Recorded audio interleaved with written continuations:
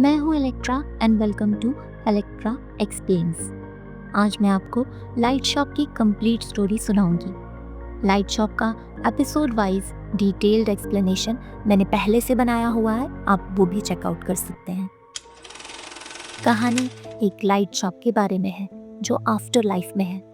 After life मतलब एक ऐसी दुनिया जहाँ वो लोग रहते हैं जिनकी जिंदगियाँ अधूरी रह गई, किसी हादसे में अचानक मौत से समय से पहले जो मर गए, या जिनकी इच्छाएं पूरी नहीं हो पाई और वो अपनी मौत को एक्सेप्ट नहीं कर सके। ऐसे लोग आफ्टर लाइफ में अपनी ज़िंदगी को पूरा करते हैं। यहाँ कुछ ऐसे लोग भी हैं जो ना तो जिंदा हैं ना ही पूरी तरह मरे हैं, जैसे कोमा पेशेंट्स।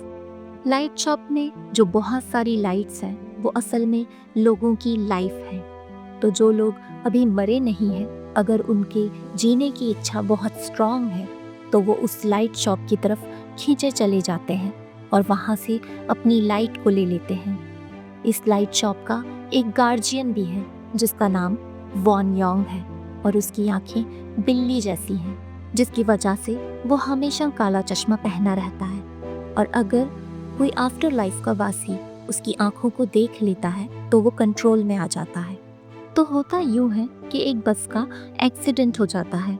बस में थे ड्राइवर जिसका नाम सोंगवॉन है, एक बच्चा ह्युनमिन, सॉनहे, हाईवॉन, ह्युनजू, ह्युनजू की माँ यूहुई और जीयुन, टोटल 8 लोग, जिसमें सोंगवॉन, हाईवॉन, यूहुई और बच्चे की डेथ हो जाती है।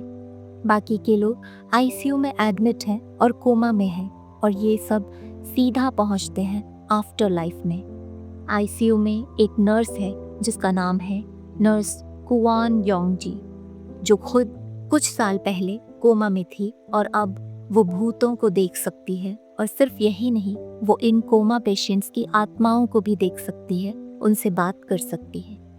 आईसीयू में इन लोगों के आने से पहले एक पेशेंट आया था जिसका नाम बियोंगजिन है और ये ट्रैकिंग पे गया था और वहाँ गिर गया और बेहोश हो गया। बारिश हो रही थी और ठंड थी, जिसकी वजह से वो हाइपोथर्मिया में चला गया और अब कोमा में है। एक रेस्क्यू डॉग ने उसे ढूंढा और बचाया, लेकिन वो कुत्ता मर गया। आफ्टर लाइफ में बियोंगजिन को बहुत ठंड लगती है और कुत्ते के भौंकने की आवाज़ आती है। वो कुत्ता उसे लाइट शॉप तक ले जाना चाहता है और एंड में ले भी जाता है और बियोंगजिन बच जाता है। बस एक्सीडेंट के बाद भी आईसीयू में एक पेशेंट आया था जिसका नाम डिटेक्टिव संगशिक है। वो एक आदमी का पीछा कर रहा था जिसका नाम किम सांगहुन है, जो आत्माओं को दूसरी दुनिया में भेजने का काम करता है और इसकी आंखें भी बिल्ली जैसी हैं और ये भी काला चश्मा पहने रहता है। इसी बीच दोनों का एक्सीडेंट हो जाता है जिसमें सांगहुन मर जाता है और डिटेक्टिव कोमा में चला जाता है।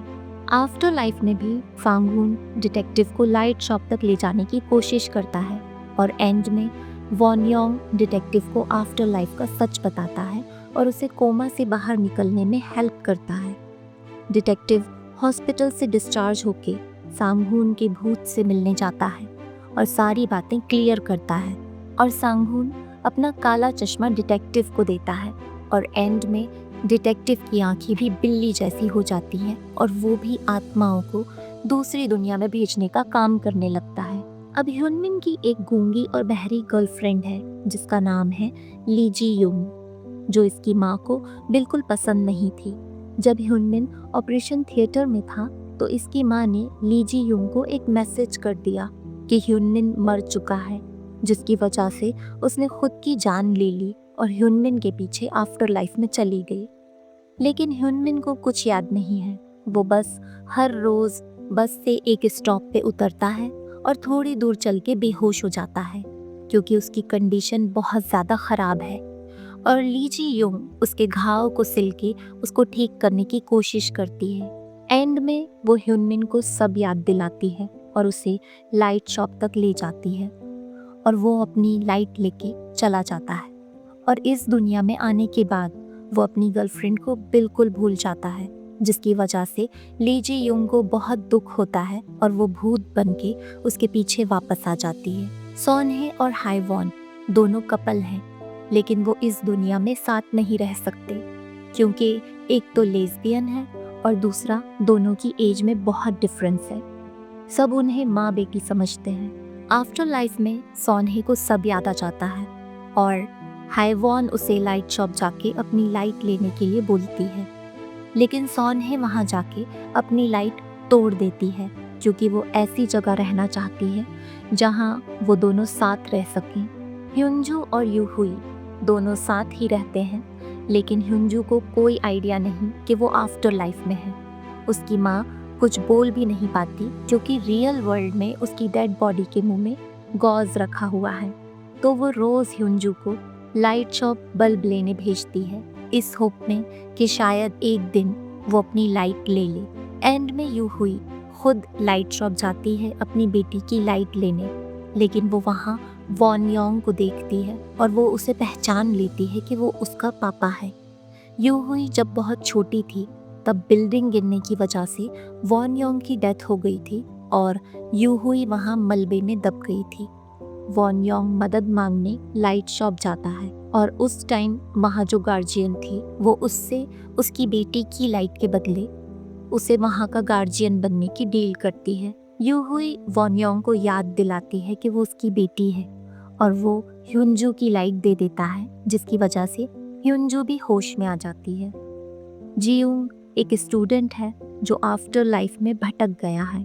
सॉन्गवॉन आफ्टर लाइफ में सभी बस पैसेंजर्स को ढूंढता है ताकि वो उन्हें लाइट शॉप ले जा सके और बचा सके। वो जियोंग को लाइट शॉप ले जाता है और वो भी होश में आ जाता है। आईसीयू की नर्स क्वॉन, उसका एक बहुत बड़ा रोल है इस सब में क्योंकि सॉन्गवॉन, हाइवॉन और ली जी यूंग इन सब से उसने ही बोला था कि लाइट ढूंढो। तो बस यही है लाइट शॉप की पूरी कहानी। चैनल को प्लीज़ सब्सक्राइब कर लीजिएगा और वीडियो को एक लाइक भी कर दीजिएगा।